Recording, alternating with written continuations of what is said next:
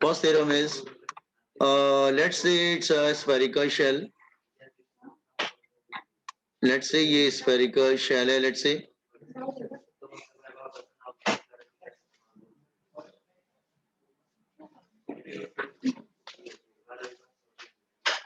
spherical shell है. इसका मास क्या है? M. Any object is lying outside. तो first theorem क्या है? This spherical shell will attract this mass lying outside such that the total mass of the spherical shell is supposed to be concentrated at the center. कि पूरा जो मास है वो centre पे concentrate हो जाएगा. हार्गोडिंग. तो फर्स्ट थ्योरम क्या है कि अगर कोई ऑब्जेक्ट बाहर है तो पूरा शेल उसको अट्रैक्ट करेगा और इस तरह से अट्रैक्ट करेगा कि शेल का अपना टोटल मास शेल के सेंटर पे कॉन्सेंट्रेट हो जाएगा. Is it clear? And they will attract each other. तो first theorem is spherical shell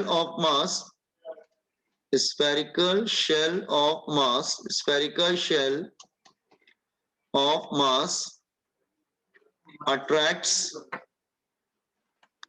any object lying outside such that total mass of spherical shell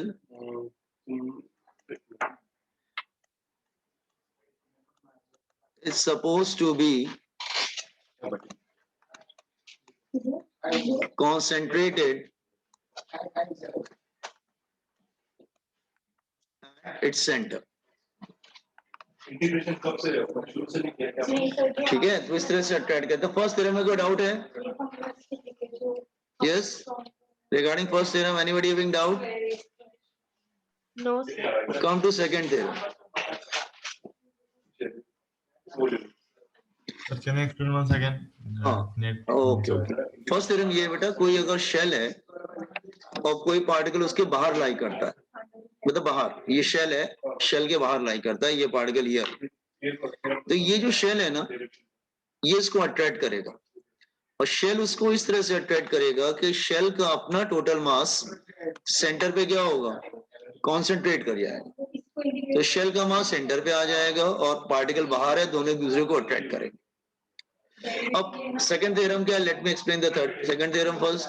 जैसे second theorem क्या है? जैसे again first function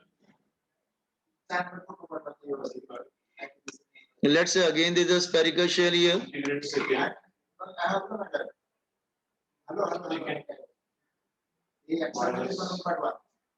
in integral area of ये spherical shell. now इसका मास क्या है? m. और दिस टाइम पार्टिकल इसके अंदर आ जाता है. एनीवेयर पार्टिकल उसके अंदर आ गया. अब ये इसको अट्रैक्ट नहीं करेगा. No attraction, force is zero. बाहर रहेगा तो अट्रैक्ट करता है और इस तरह से अट्रैक्ट करता है कि शेल का मास सेंटर पे आ जाता है. लेकिन अगर अंदर आएगा तो अट्रैक्शन नहीं होगा. ठीक है, let me explain this one. तो spherical shell of mass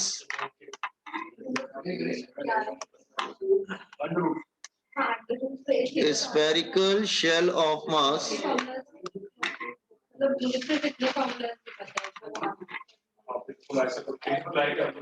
spherical shell of mass आपको मिलेगा. हाँ वही. shell of mass exerts आप कितने मालूम है क्या आपको? no force of attraction, no net force of attraction थोड़ा एक ऊपर जल्दी आ रहे थे ना आपको. on a particle अभी हो गया प्रैक्टिस हो गया. located inside it. आप दोनों लिख लीजिए, फिर मैं दूसरा वाला एक्सप्लेन करता हूं. आप दोनों थ्योरम लिख लीजिए, फिर मैं दूसरा वाला एक्सप्लेन करूंगा. इसमें रजिस्टर क्या वो भी करना नहीं था। Done, sir. हाँ, मैं आज तो Wait, sir. अभी मैं क्या बोल रहा हूँ स्टेप बाय करवा आगे का पार्ट मैं पिछला पहले करूँ फिर करूँ सुभाष थोड़ा ज़्यादा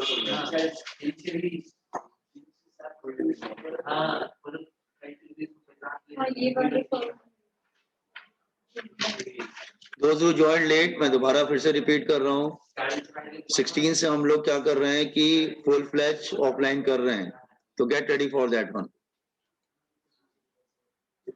बस की टाइमिंग अब बाद बता देंगे। हाँ, जो लोग दूर रहते हैं और बस, अरे सुन तो लो, पहले जो लोग दूर रहते हैं जिनकी बस की रिक्वायरमेंट है, लेट देम कम फर्स्ट। पहले में देखना पड़ेगा कितने बच्चे हैं दूर से आ रहे हैं, उसके अकॉर्डिंग 10-15 दिन बाद ही बस का इंतजाम हो पाएगा। ठीक है, तो फिलहाल आप लोग जब आएंगे तब मालूम चलेगा कि कौन कहाँ से आ रहा है। सर पर टाइमिंग दोपहर करोगे फिर? ठीक है, देखते हैं। ठीक है, अभी सुबह में कॉलेज भी चालू हो गए। एक्चुअली कह रहे थे ना, सबको ऑफलाइन चालू हो गया, प्रॉब्लम ये भी है, हमको भी ऑफलाइन करना है ना, प्रॉब्लम ये है। ठीक है, चलो लिख लो, समझाता हूँ।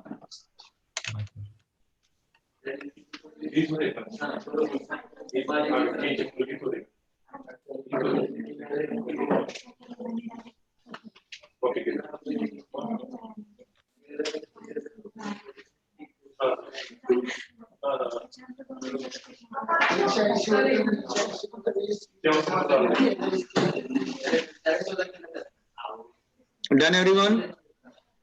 No sir. क्या से आपसे क्या अच्छा, मैं दूसरा वाला एक्सप्लेन कर रहा हूँ कि अट्रैक्शन क्यों नहीं होता। ऐसा कैसे, जब बाहर रहेगा तो अट्रैक्ट करेगा, अंदर आएगा तो अट्रैक्शन नहीं होगा। What is the meaning of this? ऐसे कैसे हो सकता है? अंदर आने पर अट्रैक्शन क्यों नहीं होता? ध्यान सुनो, सी हियर, ये शेल है, ध्यान समझो। पार्टिकल सपोज कर लो अंदर आ जाता है हियर, वो यू विल टू ठीक है। यहाँ से परमिशन तो हम इमेजिन करते हैं पूरा जो शेल है वो छोटे छोटे पार्ट में ब्रेक हो जाएगा। पूरा जो शेल है वो स्मॉल स्मॉल पार्ट में ब्रेक हो जाएगा। पहले लिखो ईच एंड एवरी पार्ट इसको अपनी तरफ अट्रैक्ट करेगा। जितने भी पार्ट हैं सब इसको अपनी अपने डायरेक्शन में, 3 डायमेंशनल है, 2 डायमेंशनल नहीं है। Like this way, each and every part they are attracting towards each other. सभी इसको अपने अपने डायरेक्शन में अट्रैक्ट करते हैं। तो अल्टीमेटली होता क्या है? In all the direction, all the forces are balanced and net force is equal to 0. तो होता क्या है कि कोई भी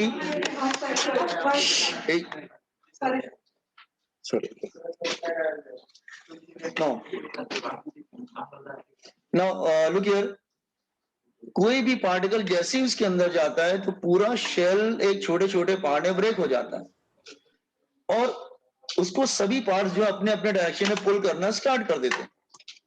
तो अल्टीमेटली उसकी सिचुएशन ऐसी हो जाती है जैसे कि कोई ऑब्जेक्ट है, उसको आपने बहुत सारे स्ट्रिंग से टाई अप कर दिया, ठीक है, और सब उसको अपने अपने डायरेक्शन में पुल कर रहा है। तो अल्टीमेटली क्या हो रहा है?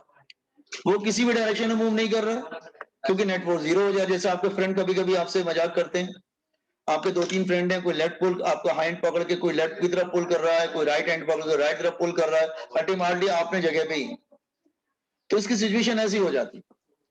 तो होता क्या है, हमारा जो अर्थ है ना, this year earth is suppose to be a nest of spherical shell. हमारा अर्थ जो है ना वो छोटे छोटे स्फेरिकल शेल से मिलके बना हुआ है, लाइक दिस वे। जैसे ये 1 शेल हो गया, ये अर्थ है, ये एक शेल हो गया, फिर ये दूसरा शेल हो गया, फिर ये तीसरा शेल हो गया, देन 4th वन, इस तरह से ये हमारा अर्थ इस तरह से। तो जैसे ही कोई पार्टिकल इसके अंदर जाएगा, बाहर रहेगा तो कोई प्रॉब्लम नहीं। जैसे ही कोई पार्टिकल अंदर आएगा, लेट से मैं नेमिंग कर देता हूं 1 2 3 4 5। लेट से कोई पार्टिकल जो है ना 5 के अंदर आ जाता है, हियर। तो होता क्या है कि वो शेल के अंदर आ गया तो फिर वो जो पार्ट होता है ना वो उसको अट्रैक्ट नहीं कर पाता है क्योंकि नेट फोर्स 0 हो जाता है। Only inner sphere will attract. Are you getting what I am saying? तो कहने का मतलब क्या है कि शेल के अंदर रहोगे तो अट्रैक्शन नहीं हो पाता है क्योंकि सभी पार्ट्स अपने अपने डायरेक्शन में पुल करते हैं, नेट फोर्स क्या हो जाता है? 0।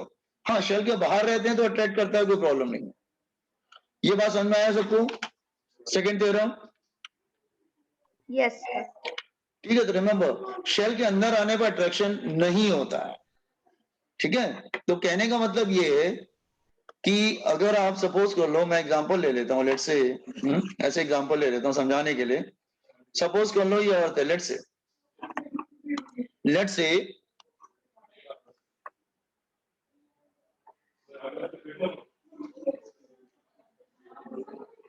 से ये अर्थ है। अगर कोई पर्सन बाहर है तो कोई प्रॉब्लम नहीं, फर्स्ट थ्योरम लग जाएगी और उसको पूरा अर्थ अट्रैक्ट करेगा, पूरा अर्थ का मास सेंटर का आ जाएगा। लेकिन अगर वो पर्सन उसके अंदर आ गया तो इसका मतलब वो शेल के अंदर आ गया, वो शेल के अंदर आ गया। इट मींस उसके जो हेड के जो ऊपर का पार्ट है वो अट्रैक्शन में पार्टिसिपेट नहीं करेगा, only inner sphere will attract. तो इसका मतलब ध्यान रखना, शेल के बाहर रहोगे तो अट्रैक्शन होगा, शेल के अंदर रहोगे तो अट्रैक्शन नहीं होता। Everybody got this point? Is it clear? Yes. इसका मतलब जितना हम अर्थ के नीचे जाते जाएंगे ना, एक्चुअली हम अर्थ में नीचे जा रहे हैं, अर्थ के सरफेस के नीचे, तो एक्चुअली हम शेल के अंदर होते जा रहे हैं। और जितना हम नीचे होते जाएंगे तो हमारे हेड का जो ऊपर का पार्ट होगा वो अट्रैक्ट नहीं करेगा। Is it clear? सो अब दोनों ने, सभी लोगों ने कॉपी कर लिया ना फर्स्ट एंड सेकंड थ्योरम? तो सी हियर, Yes, sir. हम लोग का नेक्स्ट टॉपिक क्या है? Acceleration due to gravity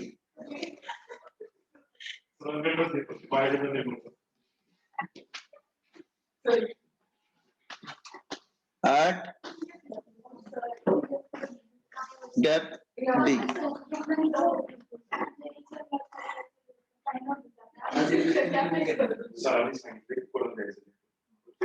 at depth d। See here, चलो हम ड्रॉ करते हैं। Let's say this is earth,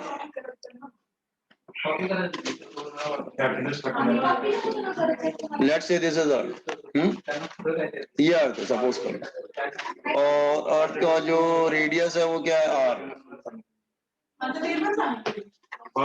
let's से हम दो पॉइंट लेते हैं A and B. Point A लेते हैं सरफेस पे और बी लेते हैं थोड़ा डेप्थ में। डी फॉर डेप्थ, ये डेप्थ है। तो फिर सेंटर से डिस्टेंस कितना बचेगा? r minus D. तो डी डेप्थ हो गया, तो सेंटर से डिस्टेंस कितना बनेगा? r minus D. ठीक है, चलो यहाँ पे एक्सेलरेशन ड्यू टू ग्रेविटी कितना है? g, और डेप्थ में एक्सेलरेशन ड्यू टू ग्रेविटी कितना है? G D. D for depth, ठीक है। Are you getting this one? Okay. हमने यहाँ पे अज्यूम किया earth is a homogeneous body. आपको मालूम earth is not homogeneous body. आपने ज्योग्राफी में पढ़ा होगा लोअर स्टैंडर्ड में, कोर, मेंटल क्रस्ट, तो होमोजेनियस बॉडी नहीं होता, ठीक है। लेकिन यहाँ पे अज्यूम करते हैं अर्थ is a perfectly spherical body and earth is a perfectly homogeneous body, ठीक है। ओके, होमोजेनियस मतलब मीडियम क्या है? सेम है। तो एट सरफेस, पहले सरफेस पे देखते हैं। सरफेस मतलब पॉइंट ए, जी का फॉर्मूला क्या हो जाएगा? G M upon R square. वैसे मास का फॉर्मूला क्या होता है? Mass is equal to volume into density, volume into density. और वॉल्यूम क्या होता है? That is sphere 4/3 pi R cube into density. Mass की वैल्यू क्या करो, यहां से लाके यहां सब्स्टिट्यूट कर दो, तो जी का वैल्यू क्या हो जाएगा? G into R square. Mass की वैल्यू क्या रखेंगे? 4/3 G pi R cube into rho. R square R cube cancel हो जाएगा तो इट बिकम एक आर ऊपर रह जाएगा, 4/3 जी पाई r into rho equation number 1। तो एक्चुअली मास के टर्म में नहीं रख रहे हैं। हाँ बेटा, जी स्क्वायर ना? नहीं, जी स्क्वायर कैसे होगा बच्चा, जी तो एक ही है ना। अच्छा सर, आपने वो ऊपर 2 बार लिखा है। हाँ ओके ओके, 4/3 पाई, हाँ थैंक यू। अच्छी जी होना चाहिए, ओनली जी। अब ठीक है। Yes sir. ओके, अब पॉइंट ए पे ऐसा हो गया, दिस इज पॉइंट ए। अब जैसे ही वो पॉइंट बी पर आएगा तो ये वाला जो पार्ट है ना, दिस वन, ये अट्रैक्शन, ये शेल के अंदर आ गया वैसे, वो शेल के अंदर आ गया। तो फिर ये पार्ट जो है ना अट्रैक्शन में पार्टिसिपेट नहीं करेगा। This part will not participate in attraction, क्योंकि वो शेल के अंदर आ गया। और थ्योरम के अकॉर्डिंग अगर शेल के अंदर आ जाते हैं तो फिर अट्रैक्शन नहीं होता है। तो eight depth D, eight depth D, depth D मतलब पॉइंट बी पर आ जाओ। तो ये जो शेल वाला पार्ट है वो अट्रैक्ट नहीं करेगा। तो mass in the shell A B, mass in shell A B, A और बी के बीच में जो शेल बन रहा है, will not participate in attraction, will not participate in attraction, वो अट्रैक्शन में पार्टिसिपेट नहीं करेगा। तो कौन अट्रैक्ट करेगा? ओनली इनर स्फीयर, सिर्फ ये अंदर वाला स्फीयर अट्रैक्ट करेगा। Only inner sphere attract, inner sphere जिसका रेडियस क्या है r माइनस डी, वो अट्रैक्ट करेगा। Radius r minus D attracts. तो हमारा जी डी, डेप्थ पे जी लेते हैं, तो हमारा फॉर्मूला देखो इक्वेशन नंबर 1 को देखो। अगर हम इक्वेशन नंबर 1 को लेंगे तो r की जगह क्या हो जाएगा, r माइनस डी हो जाएगा ना,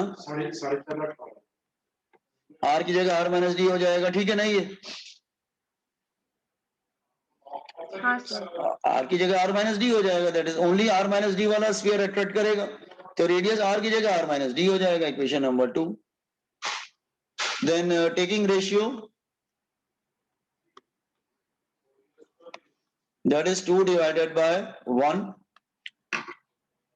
2 को 1 से डिवाइड कर दो तो क्या हो जाएगा, जी डी अपॉन जी, सब कैंसिल हो जाएगा, क्या आ जाएगा r minus D upon r। तो जी डी अपॉन जी ये क्या आ जाएगा 1 माइनस डी बाय आर। या आप ऐसे भी बोल सकते हैं G D upon is equal to G 1 minus D by R. तो आप कोई भी फॉर्मूला यूज कर सकते हैं।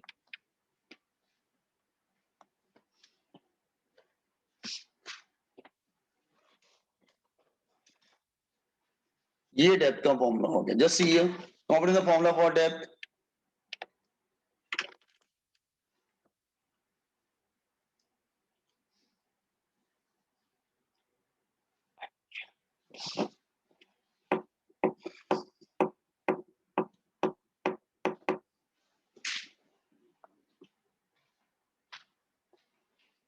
झालं का? सायन्स घेतलं.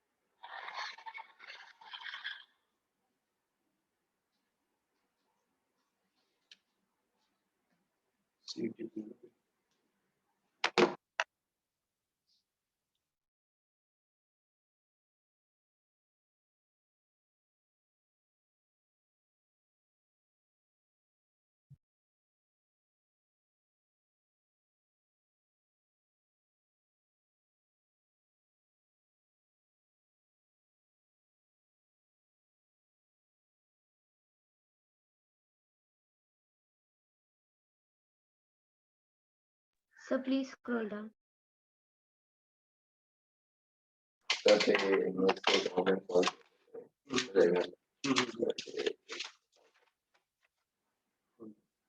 ये कसं आलं? क्वेश्चन आहे. हे समजलं का? हा ते समजलं का? उलटे हा फॉर्म्युला यूज करायचा. आणि 1 plus theta 1 plus tan theta.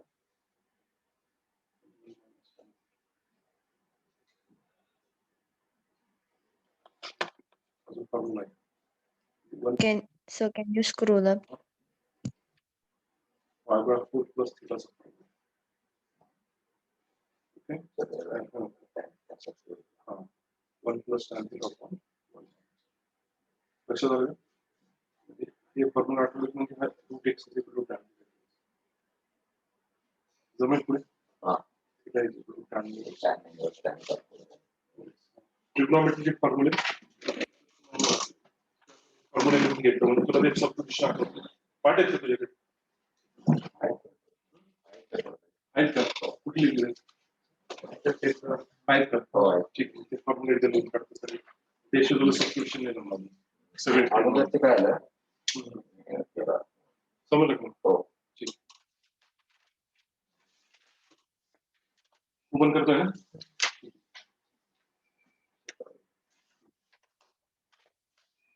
Sign 1 plus B का फॉर्म्युला तो मला minus E display answer positive cos of cos.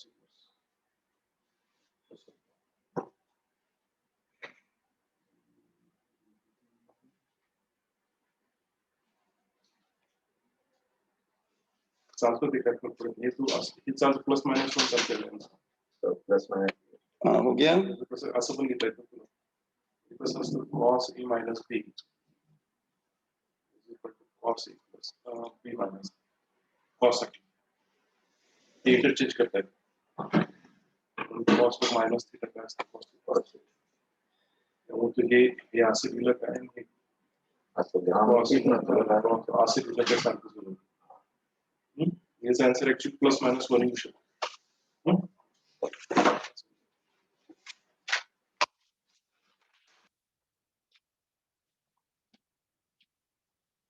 So scroll down.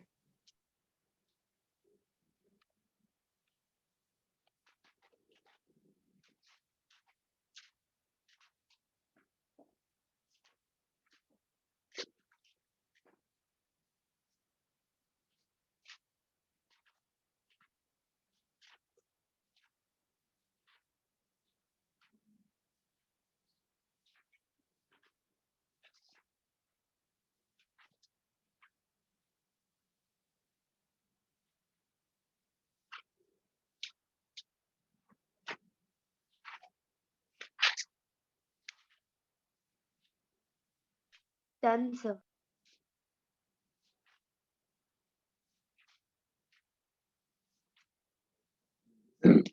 काय म्हणतात? ये फॉर्मूला हो गया. काय म्हणले? अच्छा इसको डिस्कस करते नाही मलेशियन नाही. हैं. जी सर. हाँ जस्ट हियर. हाँ जस्ट हियर. पहले देखते हैं. इफ डेप्थ इंक्रीजेस, अगर डेप्थ इंक्रीज करता है तो dy r भी इंक्रीज करेगा.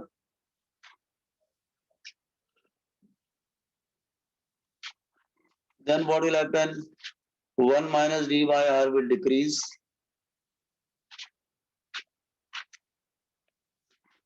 Hence gd will decrease. तो वो भी डिक्रीज कर जाएगा. तो d बढ़ने से dy r बढ़ेगा, लेकिन क्योंकि माइनस हो रहा है तो वो कम होता जाएगा. तो मैथमेटिकल पॉइंट ऑफ व्यू सोचो, अगर राइट हैंड साइड को माइनस करोगे तो लेफ्ट हैंड साइड कम हो जाता है. इसका मतलब डेप्थ बढ़ने से एक्सीलरेशन ड्यू टू ग्रेविटी भी कम होती जाती है. अगर depth is equal to radius हो जाए, मतलब at centre of earth, suppose कर लो अगर ये अर्थ है और जो डेप्थ है वो रेडियस के बराबर हो जाए, देन तो यहाँ पे कितना हो जाएगा, that is equal to G, formula क्या है 1 माइनस डी बाय आर, तो डी की जगह रेडियस रख देंगे, तो 1 माइनस आर बाय आर, तो आर बाय आर क्या हो जाएगा 1, 1 माइनस 1 इज व्हाट 0। इसका मतलब सेंटर पे जी का वैल्यू क्या हो जाएगा, दैट इज इक्वल टू 0। तो फिर वेट भी सेंटर पे 0 हो जाएगा, वो भी 0 हो जाएगा। तो याद रखना सेंटर पे जी का वैल्यू और वेट का वैल्यू दोनों क्या हो जाता है 0 हो जाता है। What on this one? तो डेथ बढ़ने से जो है ना एक्सलेशन ड्यू टू ग्रेविटी कम होने लगता है और सेंटर पे जाते हैं तो 0 हो जाता है।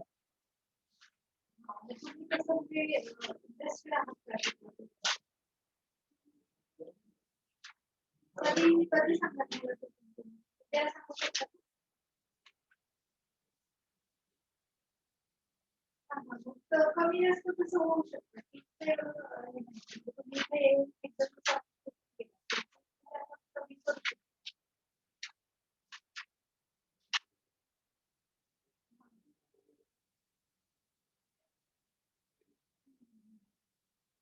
तसं तुम्ही सरांशी वेळ बोलून घेऊ शकता आपले जे कोणी वेळ आहे हो ते इथे अकॅडमी आम्ही देतो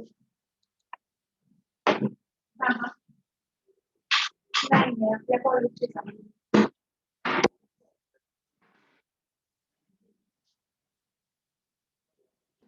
उद्या डिस्कस करा की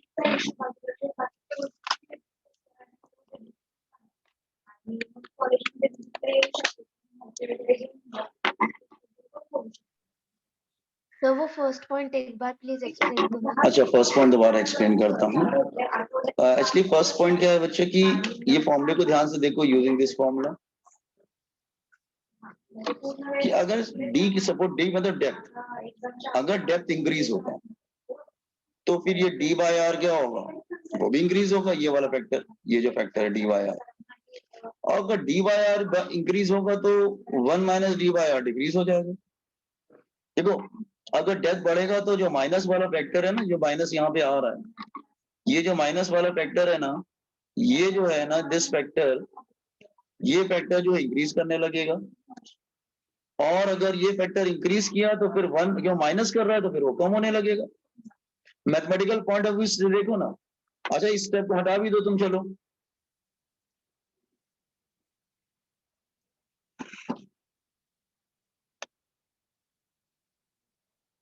हम ये स्टेप हटा देते हैं।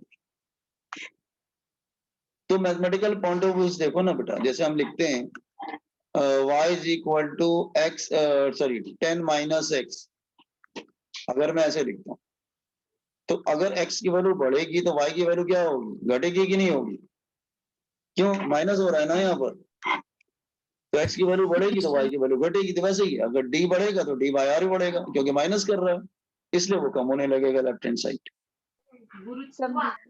वो डिक्रीज होने लगेगा। व्हाट इज दिस वन, तो राइट क्योंकि माइनस कर रहा है ना, तो अगर राइट हैंड साइड को तुम बढ़ाओगे तो लेफ्ट हैंड साइड कम होने लगेगा। तो वैसे ही अगर डेप्थ बढ़ता है तो डी बाय आर भी बढ़ता है, तो माइनस करता है क्योंकि माइनस हो रहा है। तो मैथमेटिकल पॉइंट ऑफ व्यू देखो ना, राइट हैंड साइड को अगर माइनस करोगे, कोई इक्वेशन है, अगर तुम राइट हैंड साइड को माइनस करोगे तो लेफ्ट हैंड साइड कम होगा ना, फिर दैट इज गोइंग हियर। समझा क्या? अच्छा यस सर। अच्छा ग्राफ पे आते हैं हम लोग।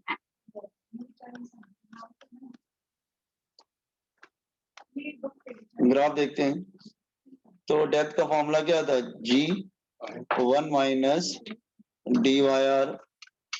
आप इसको ऐसे भी लिख सकते हैं, take R LCM R minus D. R minus D को आप स्मॉल आर भी बोल सकते हैं। आप कहें वाई स्मॉल आर क्यों बोल रहे हैं इसको, देखो ध्यान से देखो, ये अगर अर्थ आर रेडियस है और डी डेप्थ है, तो सेंटर से जो डिस्टेंस आएगा वो क्या आएगा, सेंटर से जो डिस्टेंस आएगा वो क्या आएगा, आर माइनस डी आएगा ना। तो स्मॉल आर क्या हो जाएगा, distance from centre of earth. R minus D क्या हो जाएगा, डी फॉर डेप्थ, तो आर माइनस डी क्या हो जाएगा, distance from centre of earth. तो इसका मतलब इसको हमने डी आर माइनस डी को स्मॉल आर कर दिया, distance from the centre of earth. तो इसका मतलब G D is proportional to R. Proportional to R मतलब ग्राफ कैसा होगा? Straight line. ग्राफ कैसा होगा? Straight line.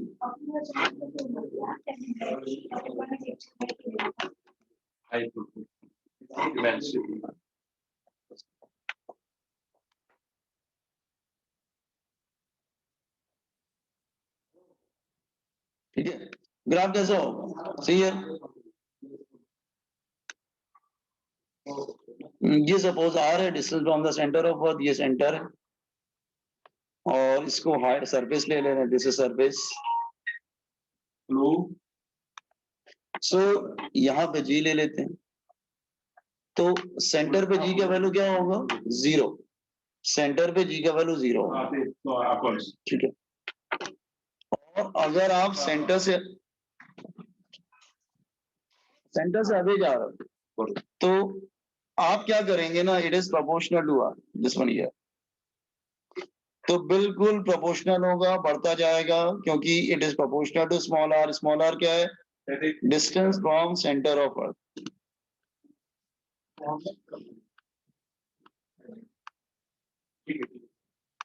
Distance from G की वैल्यू सरफेस पे आएगी तो क्या हो जाएगी? मैक्सिमम 9.8 मीटर पर second square, that is the maximum value. क्या समझ आया? सेंटर से सरफेस तक जाते हैं तो लीनियरली इंक्रीज होता जाता है। और स्मॉल आर याद रखना, distance from the centre of अर्थ, क्योंकि स्मॉल आर किसकी जगह पे लिया है? स्मॉल आर हमने लिया है आर माइनस डी की जगह, हमने स्मॉल आर लिया है, distance from the centre of earth. तो स्मॉल आर याद रखना, आर माइनस डी है, that is distance from the centre of earth. Graph समझ में आया? Yes, sir.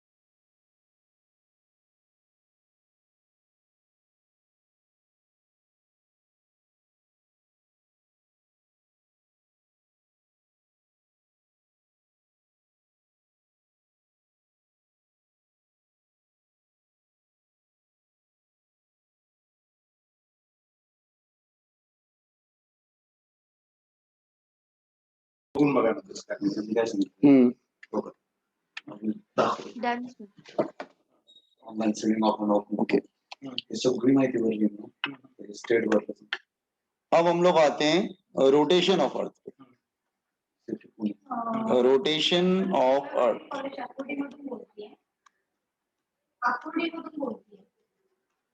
निखिल साकोरेचे पॅरेंट्स बोलताय ना? हां, तर तो आता 12वी सायन्सला शिकतो का? रोटेशन ऑफ अर्थ सबने कंप्लीट कर लिया, तो मैं स्क्रॉल करूं फिर?